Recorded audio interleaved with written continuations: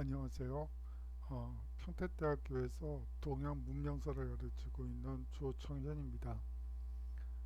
이번 주에는 무인사회와 막부에 대해서 한번 살펴보려고 합니다.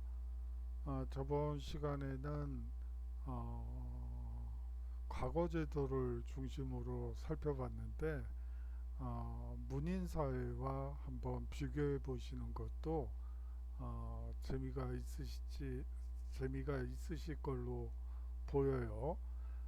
문인사회와 무인사회는 어떤 차이가 있는지도 한번 여러분들이 염두에 두시면서 수업을 들어주셨으면 좋겠습니다. 자, 한번 그 제시문을 읽어보도록 할게요.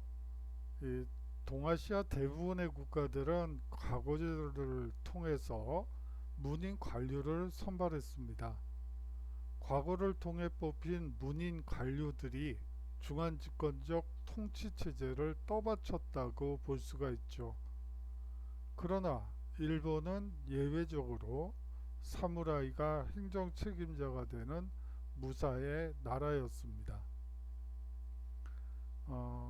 해시태그를 보시면 이제 막부와 쇼군과 고케닌 그리고 봉건제라는 거 그리고 쌍무적 계약 관계의 성격 이 네 개를 가지고 한번 이 무인 사회를 한번 분석해 보도록 하겠습니다. 이 막부라는 말은요, 이 중국과 일본의 무신 정권을 얘기합니다. 우리나라에도 무신 정권이 있었죠. 고려 중후반기에 무신 정권이 있었지만 막부라는 표현은 쓰지 않고 있어요. 고대 중국에서 장군의 지휘를 받은 사람이 출정 시에 설치한 본영을 사실상 막부라고 합니다.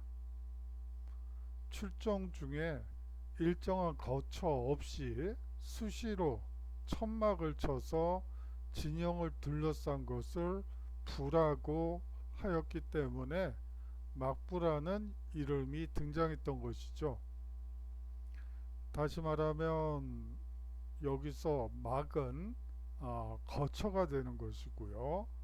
부는 행정부 할 때 그 부서가 되는 거죠. 천막을 쳐놓고 관료들을 거느리고 있었다. 이렇게 이해하시면 될 것 같습니다. 주요한 고대 중국 고대와 그 일본의 막부는 모두 대체로 중앙의 권력, 특히 군사권을 대행하는 독재적인 행정체제로 작동했다고 볼 수도 있을 것 같습니다. 자, 이 막부라는 표현은 사실은 중국에서 먼저 시작된 용어예요. 그렇기 때문에 이제 중국에서부터 시작해 보도록 하겠습니다. 본래 이 장군은 이 임시직이었습니다. 그것도 그럴 것이 이 반란이 일어날 수도 있기 때문에 장군은 필요할 때 임시로 뽑아서 쓰는 것이 중국 고대 사회의 특징 중에 하나였어요. 중앙의 필요에 따라 장군에게 특정 지역의 군사 징발권을 일정 기간 위임하는 방식으로 장군을 임명했던 것이죠. 그러나 전한 후기부터 위진 남북주 시대까지 내부 반란과 이민족의 침탈이 잦아지면서 자연히 장군의 임명도 빈번해지고 장기화될 수밖에 없었습니다. 항상 반란과 이민족의 침탈이 계속된 시기가 바로 전한 후기부터 위진 남북조 시대라고 보시면 되기 때문이죠. 그 결과 장군은 점차 특정한 지역의 군사권을 위임하는 상설적인 성격을 갖게 된 것입니다. 장군이 형성하게 되는 부에는 업무를 보조하기 위한 관리들이 따라 붙게 마련입니다. 당연히 어떤 조직이 있으면 행정 업무를 담당할 관리들이 당연히 따라 붙을 수밖에 없겠죠. 뭐 군무원이라든지 하사관이라든지 여러 행정 실무를 볼 관리들이 따라 붙을 수밖에 없습니다. 물론 중앙보다 규모면에서는 아주 작지만 장군 휘하에 독자적인 행정 조직이 만들어졌다는 사실은 중요합니다.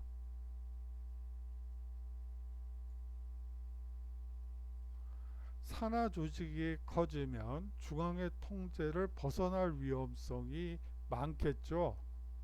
그에 따라 부를 열도록 하는 것은 흔치 않은 일이었습니다.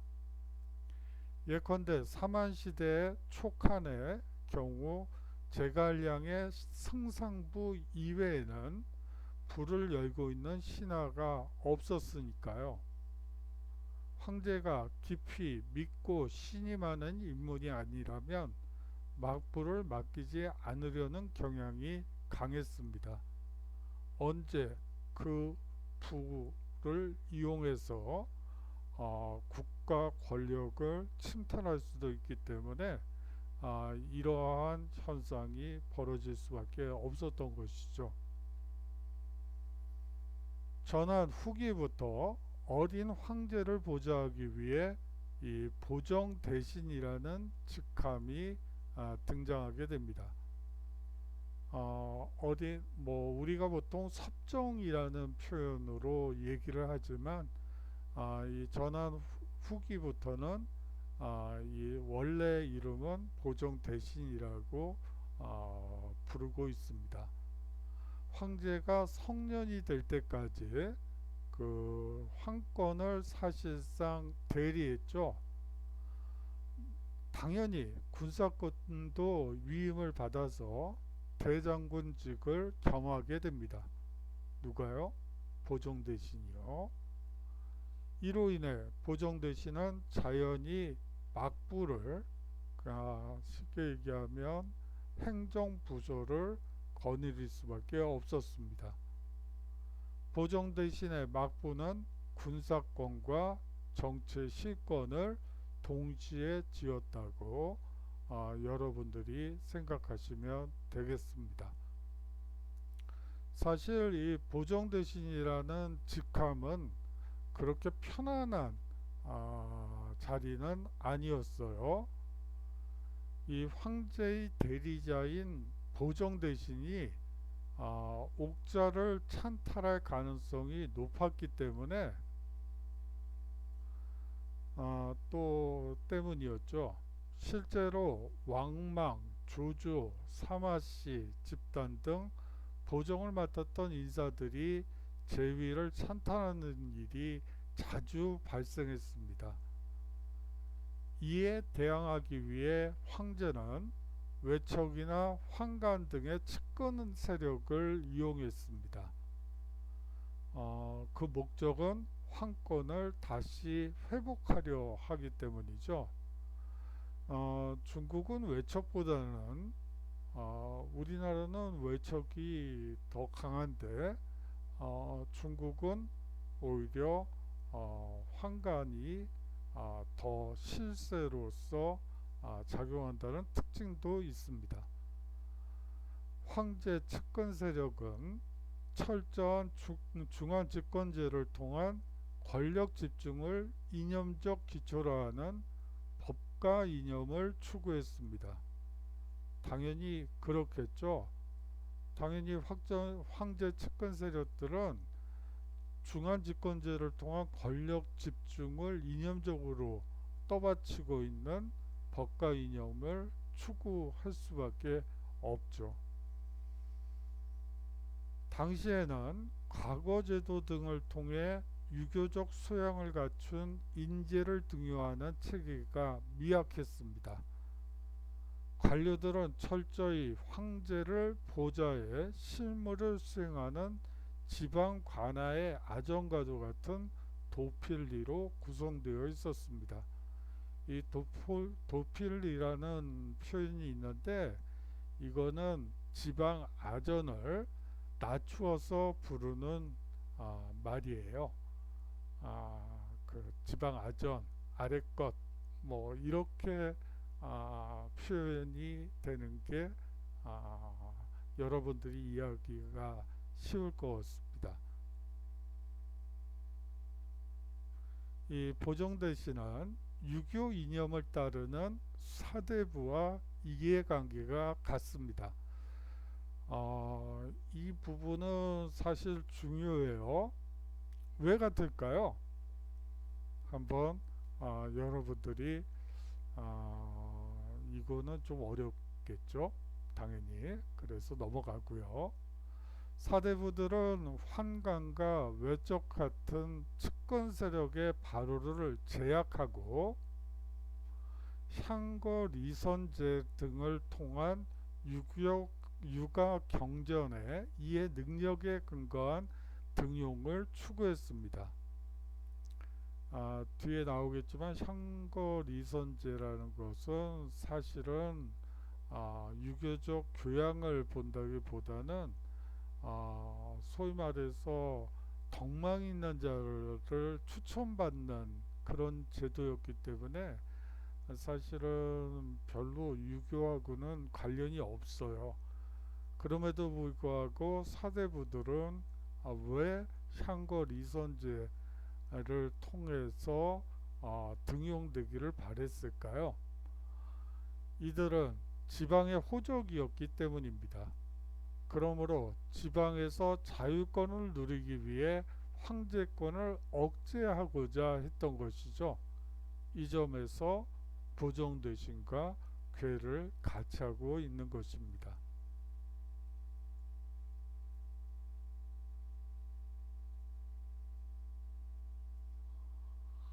한무제 때 처음 시행된 향거 리선제는 지방에서의 명망을 통해 추천을 받아 인재를 등용하는 제도입니다. 지방에서 명망가라고 하면 호족밖에 더 있겠어요?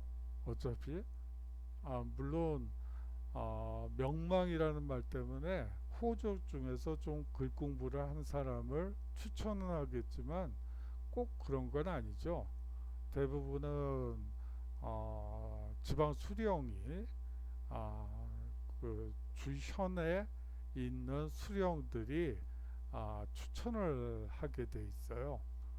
그러다 보니까 지방에 명망 있는 사대부나 혹은 또 뭐 자기 눈에는 그러니까 자기 측근 세력이라고 할 수 있는 사람들을 이 추천을 많이 하게 되죠. 지방에서 명망이 있는 인물은 당연히 호족입니다. 명망을 통한 등용은 중앙 관료 사회에서는 많은 견제를 받았지만 자신을 보좌할 세력이 필요했던 보정대신은 명망을 통한 등용을 선호했던 것이죠.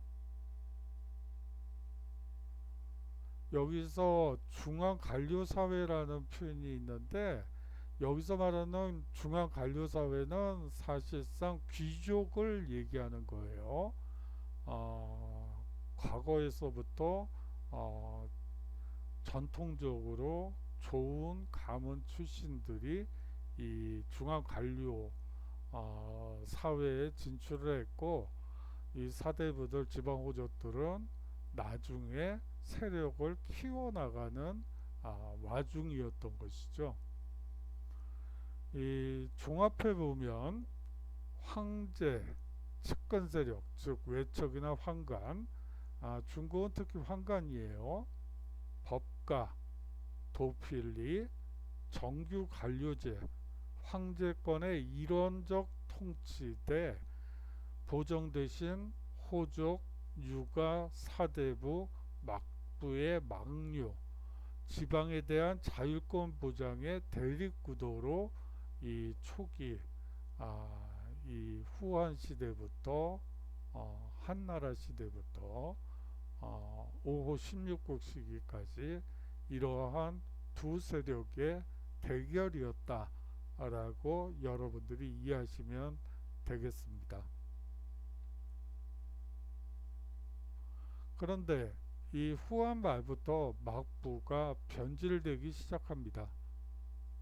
후한 말 당고의 화 이후, 이 당고의 화는 뭐 간단히 말을 하면 이게 복잡한 얘기인데 간단하게 얘기를 하면 황간 세력이 사대부 세력을 몰아낸 거예요.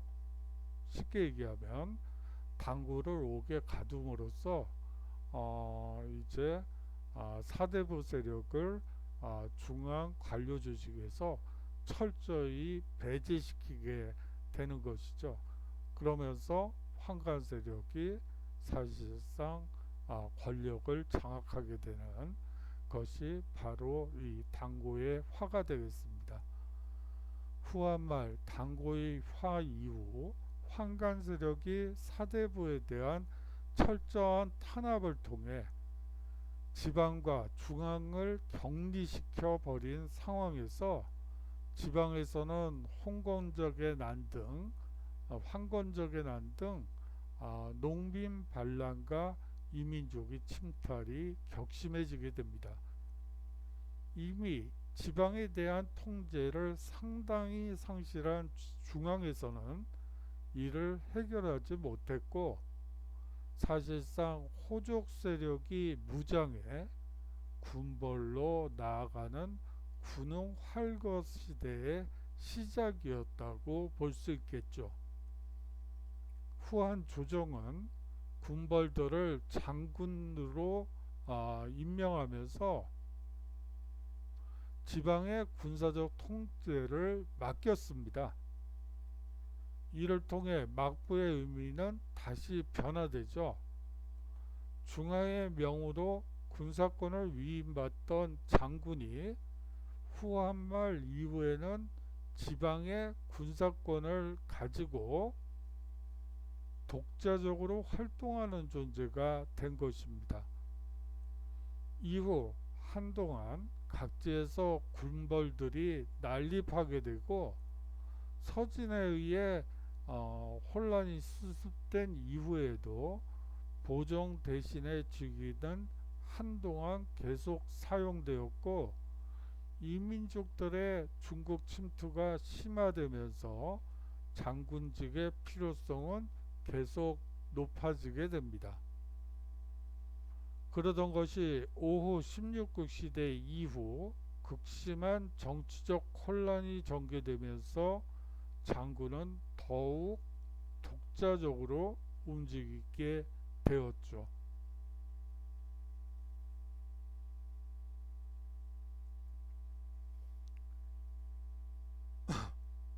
이후 한동안 각지에서 군벌들이 난립하게 됩니다. 서진에 의해 혼란이 수습된 이후에도 이거는 있네요. 그러던 것이 이 독자적으로 존재가 됐죠. 이 5호 16국 시대의 혼란과 중앙행정의 무력화로 인해 중앙과 장군과의 관계는 봉건제와 흡사하게 변화되게 됩니다. 봉건제에 대해서는 또 후반부에 잠시 다루도록 하겠습니다. 이 시대의 장군은 오랜 기간 지방 주둔군을 이끌면서 막부를 통해 독자적인 행정을 집행하게 되죠. 지방 책임자의 직위는 장군에서 점차 도독으로 변화했으나 실질적인 권한은 장군직과 크게 다르지 않았습니다. 임시직이던 장군직은 남북조 시대에 위계를 가진 수백 가지의 장군직으로 분화되어 책봉에 이용되기도 합니다. 뭐 백제의 왕, 고구려의 왕, 신라의 왕을 책봉을 할 때 장군직을 꼭 붙여서 하죠. 어, 자, 그러면 일본의 막부로 넘어가 보도록 하겠습니다. 일본에서 막부는 무인 가문의 통치를 상징하는 좀 더 정치적인 의미를 지니고 있습니다. 처음에는 본부 정도의 뜻이었으나 지휘본부가 그대로 정치적인 권력을 갖게 되면서 이 막부가 정부라는 뜻으로까지 쓰이게 된 것이죠. 일본에서 쇼군을 우두머리로 한 정권인 막부의 등장은 헤이안 시대 말기부터입니다.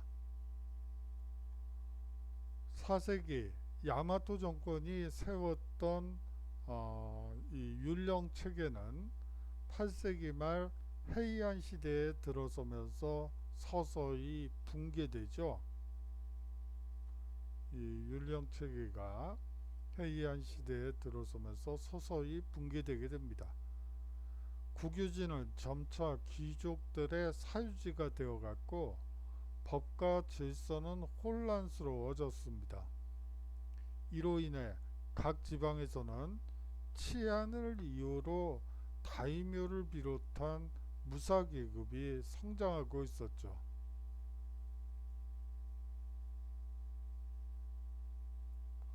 군사에 대한 권한을 가지고 있던 쇼군의 지위도 매우 높아지게 됩니다. 12세기 후반 결국 쇼군은 국가의 실질 통치자로 나서게 되죠.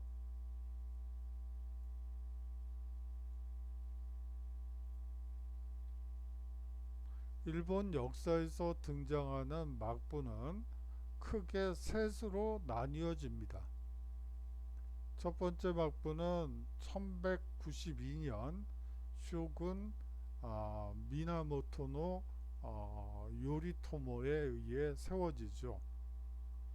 그가 세운 정권은 그의 본부가 위치했던 가마쿠라의 지명을 따라 가마쿠라 막부로 불리게 됩니다. 군사 사령본부로 시작한 막부는 점차 국가의 군사, 행정, 조세, 법체계를 비롯한 전 영역에 지배적인 권한을 행사하게 되죠.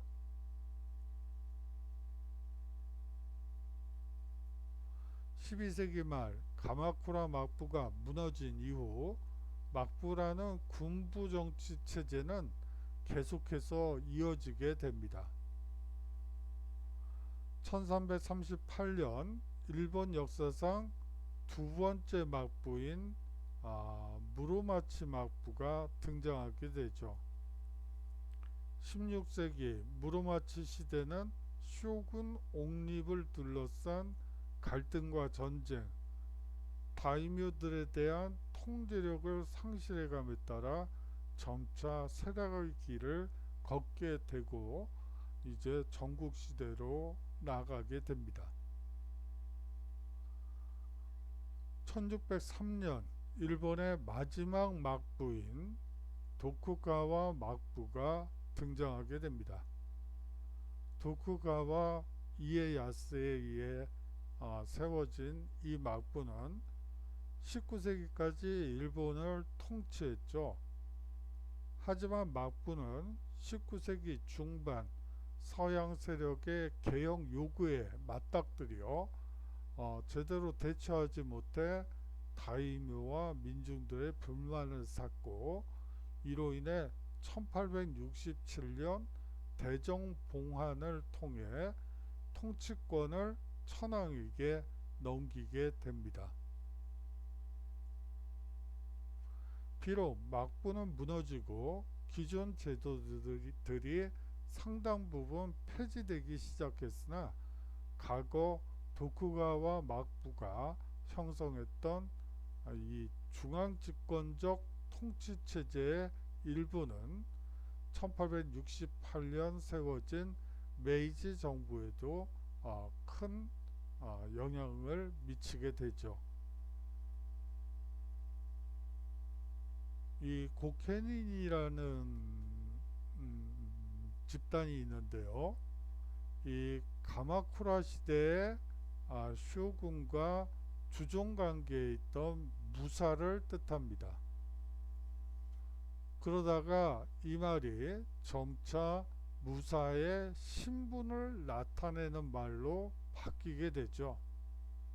원래는 무사였다가 이제 그 신분 개념이 거기에 추가됐다고 보시면 되겠습니다. 쇼군으로부터 원래 가지고 있던 영지 소유권을 원래 본인이 영지를 소유하고 있는 사람들의 경우에는 안도라는 형식으로 인정을 그 소유권을 인정받거나 혹은 새로운 영지를 하사받는 대신 전투에 참가하여 공을 세우거나 쇼군의 경호, 가마쿠라, 교토, 경비와 같은 군사적 임무 및 정치기구의 관료로서 막부 정치에 이들 고케니는 참여하게 됩니다. 막부에 재정에 필요한 재원 등을 내는 의무를 다해야 했죠. 이 고케닌이 되는 방법은 쇼군과 직접 대면하여 주종관계를 맺는 견참과 무사가 직접 서명한 서류를 바치는 명부봉정의 두 가지 방법이 있어요. 하나는 직접 만나서 의식을 치르면서 주종관계를 맺는 방법과 서명한 서류를 이 쇼군에게 바치는 명부봉정이라는 두 가지 방법이 있었습니다. 이러한 절차를 거쳐 고케닌이 된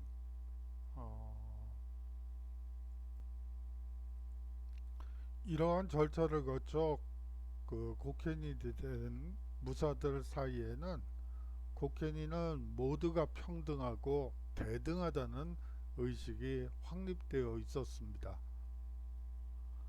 가마쿠라 막부의 개창자였던 미나모토노 요리토모가 지향한 궁극적 목표는 크고 작은 무사단을 이끌고 있는 고케닌들을 결속시키면서 귀족 정치와는 다른 독자적인 정권 운영을 해 나가는 것이었죠. 결국은 이 크고 작은 무사단을 이끌고 있는 이 고케닌들을 결속시켜서 과거의 헤이안 시대의 귀족 정치와는 다른 면모를 보여주고 싶었던 것이 이 최종적인 궁극적인 목표라고 보시면 되겠습니다. 이 고케닌은 가마쿠라 막부의 근간이 되는 정치 체제였고요. 쇼군 주변의 인적 자원으로 가장 먼저 거론되는 존재였습니다. 고케닌을 어떻게 관리하고 통제하느냐가 막부 존립의 관건이었다고 할 수 있겠죠. 이 쇼군과 고케닌의 관계에 대해서 한번 살펴보도록 하겠습니다. 사실상 자기 이익의 보전과 확장이라는 표현을 많이 볼 수가 있는데요. 쇼군의 경우는 자신의 정권 창출과 통치를 위해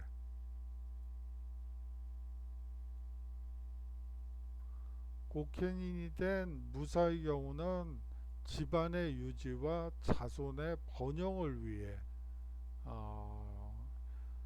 맺어진 인위적이면서 공식적, 다시 말하면 계약 관계인 주족 관계를 맺는다고 보시면 되겠어요.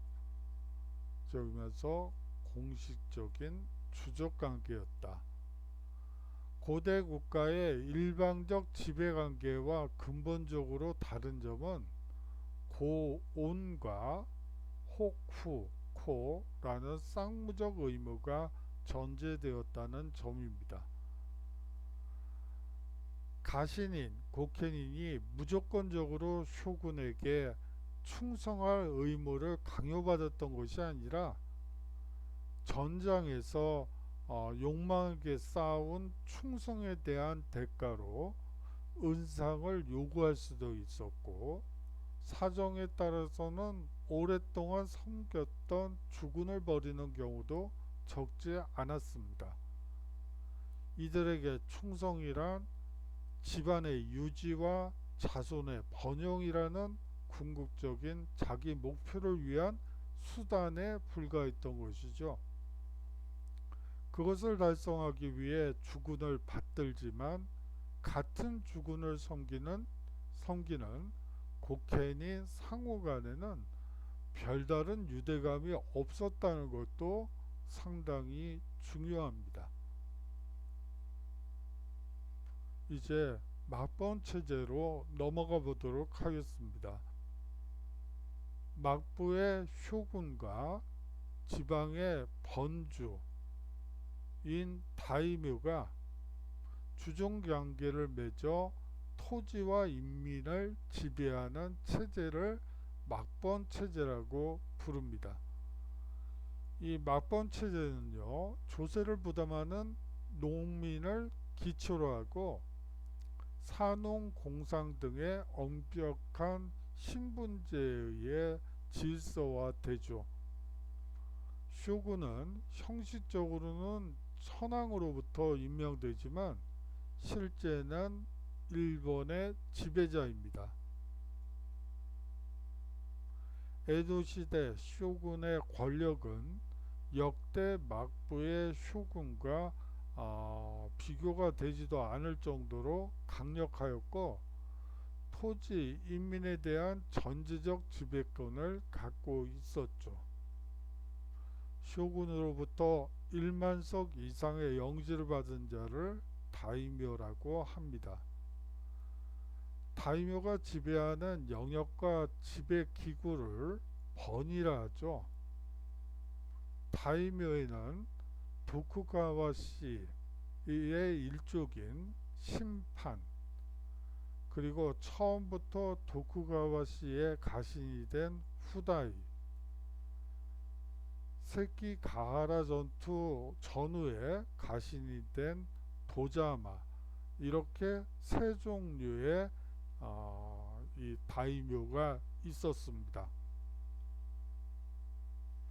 막부는 다이묘를 통제하기 위해 그 배치에 신중을 기하여 앞서 얘기했던 친인척인 심판, 그리고 처음부터 초기부터 다이묘로 활동했던, 부사로 활동했던 후다이 다이묘를 관동과 전국의 유지에 배치시킵니다.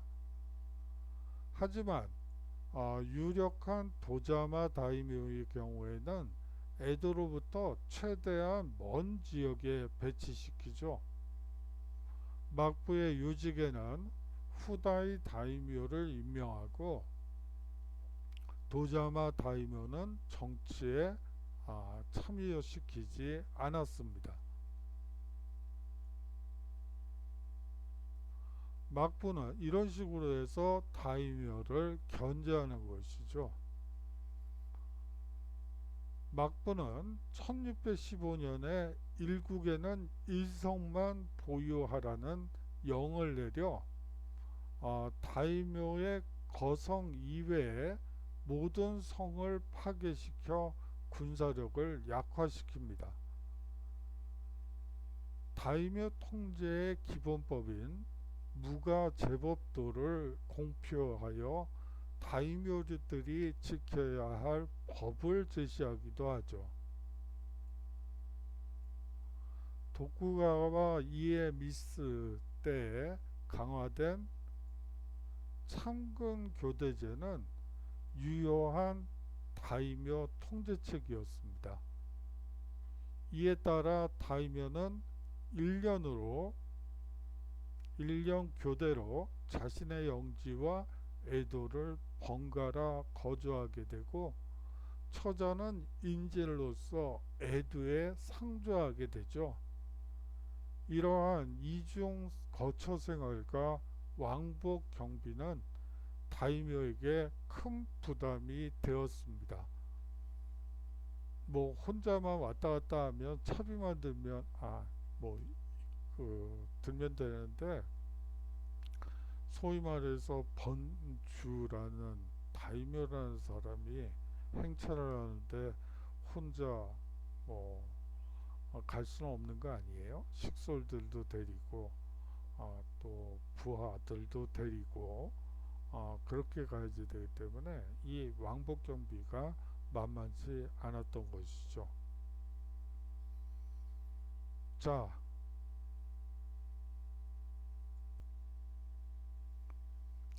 다음으로 봉건제, 피우더리즘에 대해서 살펴보도록 하겠는데요. 이 봉건제는 이 정치 사회 체제의 한 형태예요. 뭐 간단히 얘기하면 그런데 이것이 가지고 있는 특징이 있죠. 그것들을 이제 한번 살펴보도록 하겠습니다. 이 고대 중국과 중세 유럽의 봉건제도는 일부 공통성이 있지만 서로 상이한 제도였습니다. 이 한자 문화권에서는 유럽에서 시행되었던 봉건제를 중국의 봉건제도로 번역하여 같은 용어로 사용하고 있죠. 하지만 약간 많이 형태는 같지만 보여지는 양태가 약간씩 달라요. 자, 중앙 정부가 지방에 직접 행정관을 파견하여 통치하는 중앙집권 체제와 달리 중앙정부는 수도와 일부 요충지만 직접 통치하고 다른 지방에는 제후나 영주를 임명하여 다스리게 하는 제도를 우리가 보통 봉건제라고 얘기합니다. 먼저 중국의 봉건제를 살펴보도록 하죠. 먼 과거로 돌아가야지 되죠. 서주 시대로 돌아가 보겠습니다. 봉건제는 중국 주나라 때 시행된 것으로서 왕족과 공신들을 요충지의 제후로 봉하여 주나라 왕실을 지키는 번병으로 삼은 것에서 시작했습니다. 주나라 왕족 및 공신으로 이루어진 50여 제후국들이 임명되어 중국 각지에 남아있던 기존의 800여 제후들을 아우르도록 한 것이죠. 주나라 이전부터 존재했던 800제후에서 볼 수 있듯이 기존에도 봉건제도와 유사한 형태의 체제는 있었습니다. 하지만 주나라 때 정치 사회제도로서 정비되어 실시된 것으로 보는 것이 일반적이죠. 원래 봉은 천자가 제후를 임명하고 토지를 하사하는 제도입니다. 봉건제도는 토지를 하사하여 나라를 세운다 라는 의미죠. 이렇게 제후들에게 땅을 나눠주고 제후국을 삼는 것은 분봉이라 하며 제후들에게 땅과 함께 자기를 내리는 것을 봉작이라고 합니다. 대부분의 제후는 주나라 왕족이 임명되었으며 제후들은 다시 혈족을 중심으로 이 경대부를 임명하고 체읍을 나누어 줌으로써 계층적인 통치 체제를 이루게 되는 것이죠. 자, 그러면 결국은 주 왕실 사람들이 경대부까지 차지한다고 볼 수가 있고요. 여기서 체읍이라는 것은 작은 땅덩이를 얘기하는 것이죠.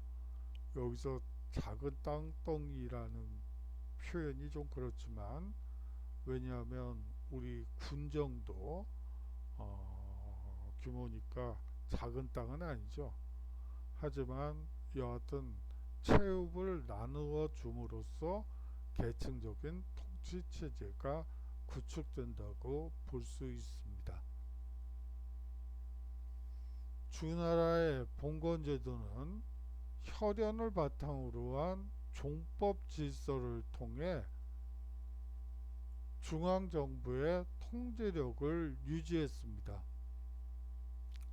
여기 종법 질서라는 표현이 있네요.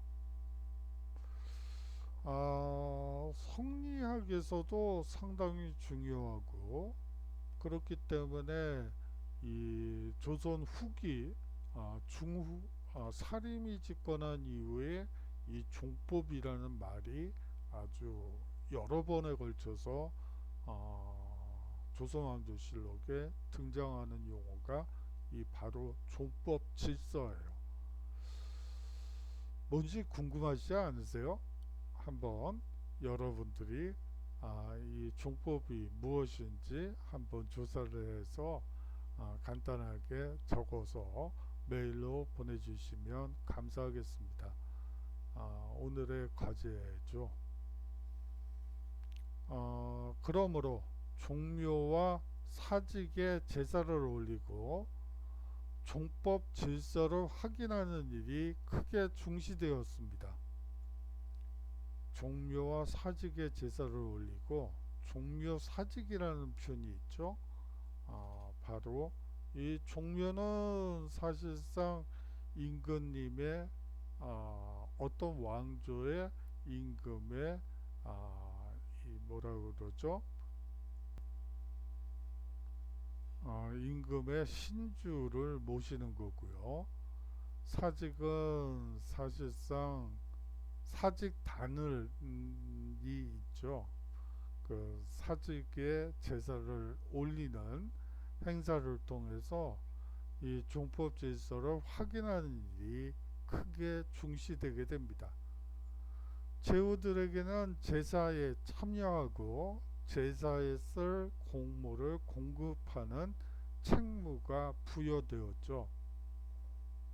시간이 지나면서 제후들의 세력이 점차 강화되고, 여러 세대가 흘러 제후나 주나라 왕실 간의 혈연 관계도 약화되면서 종법 질서를 중심으로 한 통치 체제가 약화되기 시작합니다. 그리고 주나라 왕실이 이민족의 침략으로 수도를 상실하고 나급으로 천도하면서 실질적인 국력 우위마저 사라지게 되자 중앙정부의 통제력이 완전히 소멸되고 혼란기가 찾아오게 되죠. 이 혼란기를 우리는 바로 춘추 전국시대라고 얘기합니다. 전반기인 춘추시대에는 그나마 이 주나라 왕실의 권위를 존중하여 제후들이 폐제를 중심으로 왕실을 보호하는 양상이었으나, 후반기인 전국시대가 되면 제후들이 모두 자신이 왕이라 자칭하고 주나라 왕실과 동등한 독립국으로 횡세하게 되죠. 자, 유럽의 봉건 제도를 한번 살펴보도록 하겠습니다. 중세 유럽에서 형성된 지방행정 제도이자 정치 사회 체제라고 이해하시면 되겠습니다. 영주와 농노로 이루어진 장원을 기초로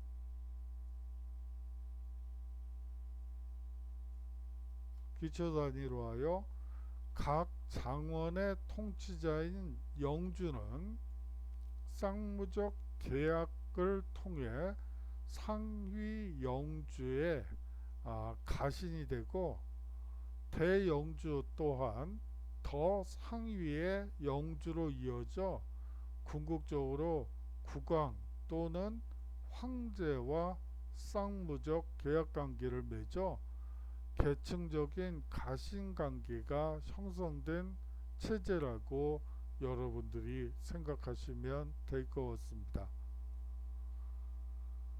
국왕을 포함한 모든 계층의 지배자들은 모두 장원을 다스리는 영주라는 면에선 똑같아요.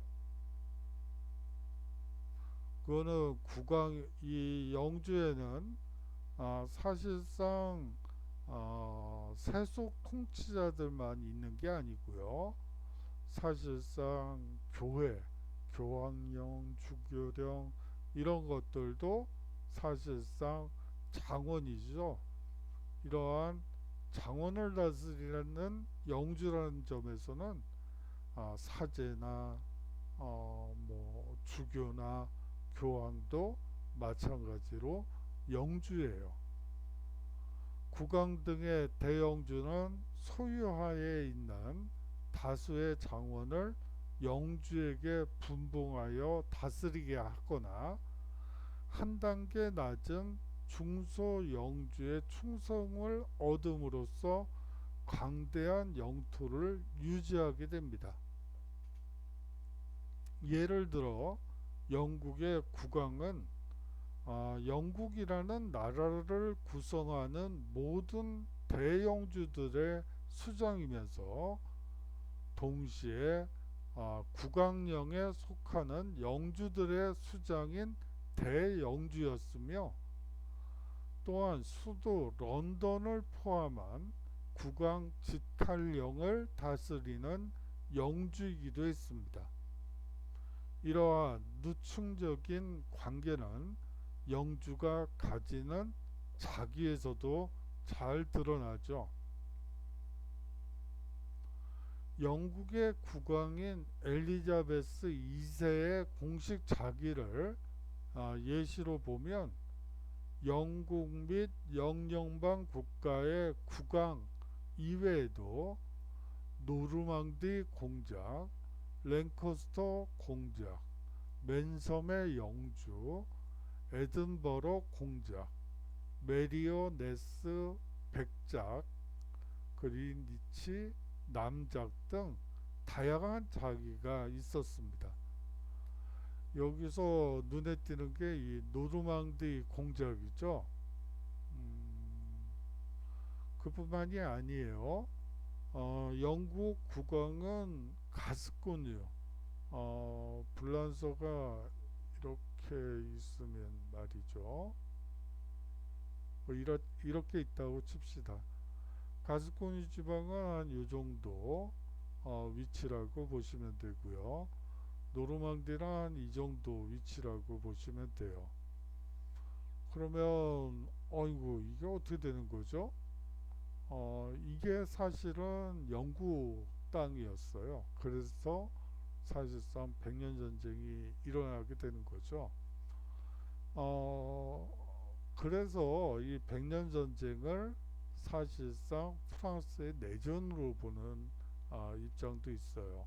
왜냐하면 영국 국왕이 가스코니의 대영주이자 노르망디 공국의 공작으로서 프랑스 국왕에 대항한 것이기 때문에 이것을 영국과 프랑스의 뭐 영국이란 말도 틀린 거죠.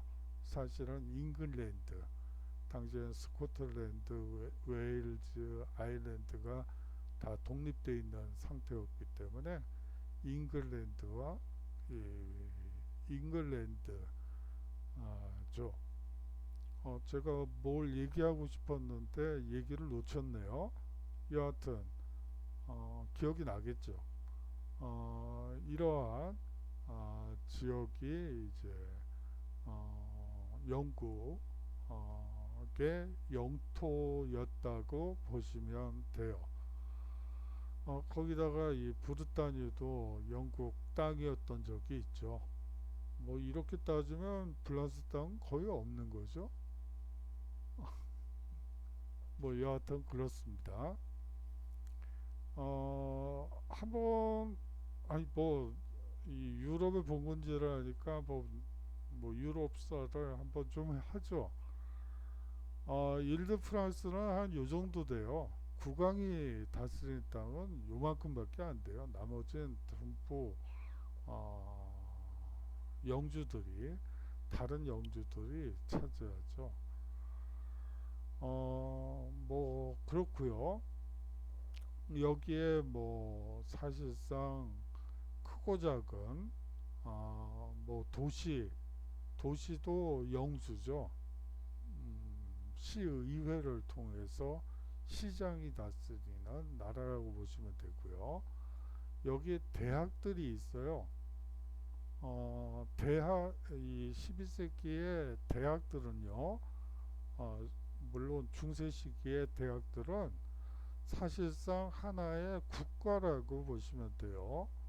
왜 그럴까요? 사실상 뭐 한번 예를 들어 볼게요. 어떤 대학생이 중세 시기에 술을 마시고 바깥에서 교문 바깥에 나가가지고 술을 마시다가 사고를 쳤어요. 그러면 이제 어떻게 될까요? 뭐 현재는 그냥 파출소에 끌려가겠죠. 그런데 이 당시에는 대학교 구치소로 가게 돼 있어요. 대학 내에 구치소도 있고 재판관도 있고 물론 총장이 재판장이 되는 거지만 여하튼 하나의 국가처럼 군대 조직도 가지고 있고 또 치안을 유지하기 위한 대학 내에 자치 경찰이 존재하고 있죠. 그렇기 때문에 하나의 나라라고 보셔도 상관이 없어요. 거기다가 이쪽 아비뇽 쪽은 어차피 교황령이죠. 이거는 프랑스 땅이 아니에요. 어차피 뭐 이렇게 하다 보면 진짜 불란서는 사실상 요 정도 이외에는 전부 다른 사람들이 이 국왕이 통치할 수 있는 곳은 요만큼 뭐 그렇죠. 자, 거기다가 이 곳의 경계를 넘어서는 순간 관세를 또 내야 돼요. 이게 무슨 소리냐고요? 이게 하나의 나라라고 했잖아요. 그러다 보니까 사실상 여기서 이쪽으로 가려고 하면 여기에 강이 있는 경우 이제 다리세, 이제 성문에 도착하면 성문세, 관세 형식이죠. 뭐 배 타도 배상, 세금, 뭐 이런 식으로 해서 많은 세금이 들죠. 그래서 뭐 예를 들어 마르세유에 100원짜리 물건이 들어오면 이게 파리로 가면 10,000원이 넘게 돼요. 왜냐하면 엄청난 세금, 관세를 내면서 파리로 가야지 됐기 때문이죠. 뭐 이 정도로 이 중세 봉건제라는 것은 사실상 영주들이 독자적인 국가를 소유하고 있다. 정말 엄청난 숫자의 국가들이 존재했었다라고 여러분들이 생각하시면 될 것 같습니다. 이렇게 계층적인 관계는 희와 영주 및 기사들의 봉건법상의 충성을 유지하기 위한 방편이었습니다. 휘하, 대영주를 실질적으로 통제하기 위해서는 대영주를 능가하는 직할령의 존재가 필요했죠. 왕의 경우를 얘기하는 거예요.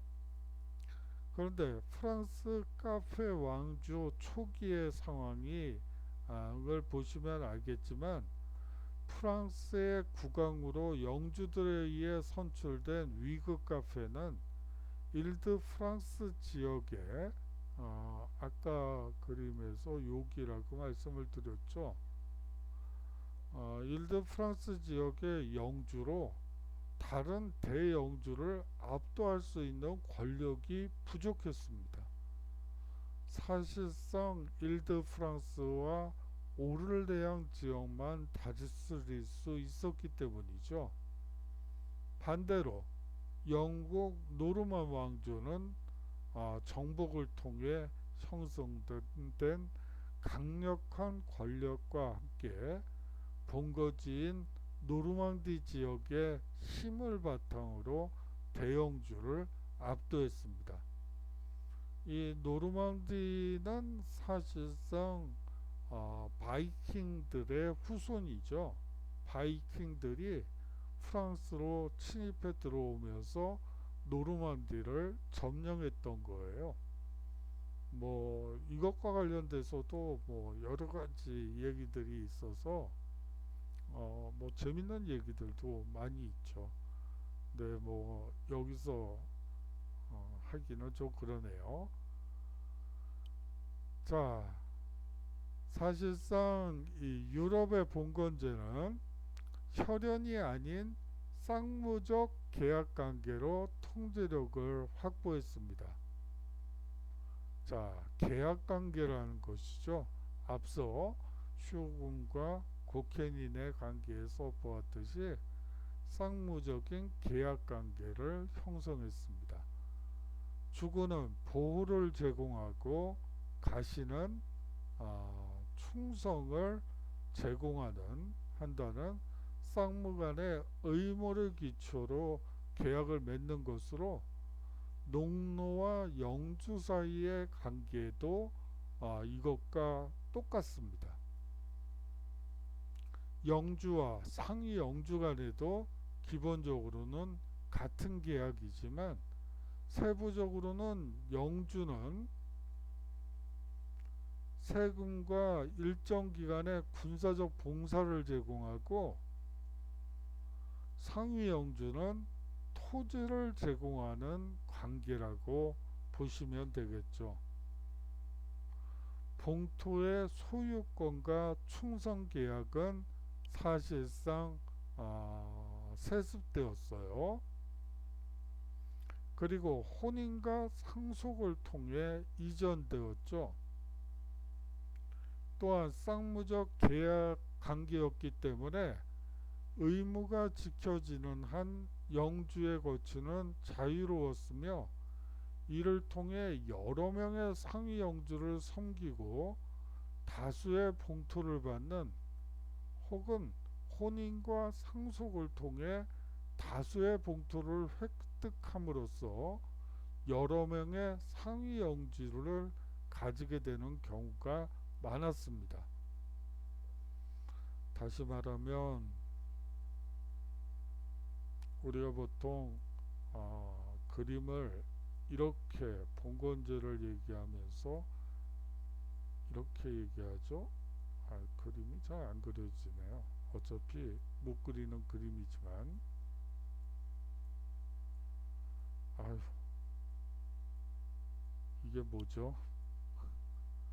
여기에 구강이 있고 뭐 이런 식의 도시적인 그림을 그리지만 이 사람이 뭐 프랑스의 왕이라고 합시다. 근데 여기에 잉글랜드 왕이 있어요. 경우에 따라서 이쪽으로 갈 수도 있어요. 뭐 둘 다 섬기는 경우도 있고요. 경우에 따라서는 뭐 가끔 가다가 러시아에 이 충성을 서약하는 영주들도 있습니다. 러시아는 아니구나.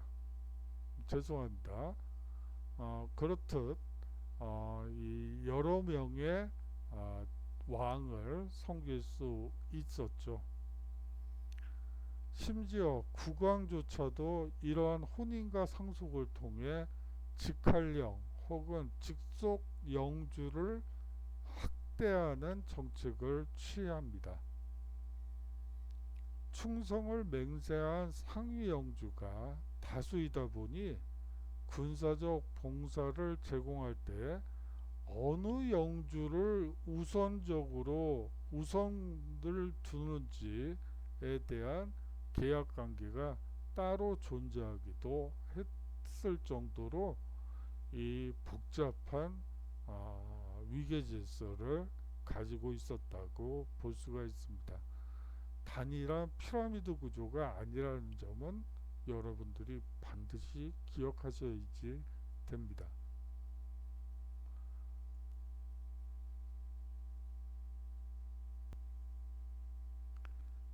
수고 많으셨고요. 제 목소리가 좀 졸리는 목소리죠. 그래서 여러분들께 죄송하네요. 좀 그 대면 강의였으면 목에 좀 힘줘 주고 소리 질러 가면서 할 수가 있을 것 같은데 뭐 좀 그러네요. 또 다음 강의에서 뭐 사실은 요번 주 정도에 학교에서 여러분들을 만나뵐 수 있을 거라고 생각을 했었는데 뭐 그렇게 될 수가 없어졌어요. 저번 강의에서 뭐 만나뵐 수 있을 거라고 생각을 하고 거기에 맞춰서 여러분들께 계획을 얘기를 했었는데 그것이 좀 뭐 요번 학기 내내 이 온라인 강의를 하기로 결정이 났더군요.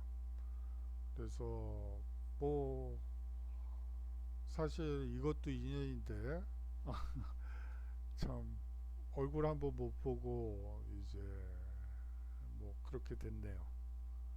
참 코로나가 무섭긴 무섭네요. 여하튼 그렇고요. 시험에 관해서 문의 주시는 분이 있는데요.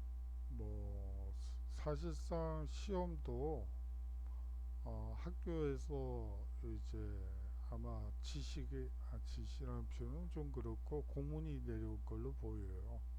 거기에 맞춰서 시험 공고가 내려지면 거기에 맞춰서 시험을 보도록 하겠습니다. 뭐 다음 주 정도엔 내려오지 않을까 싶네요. 여하튼 건강에 유의하시고요. 다음 강의에서 건강한 모습으로 또 만나도록 하겠습니다. 안녕히 계십시오.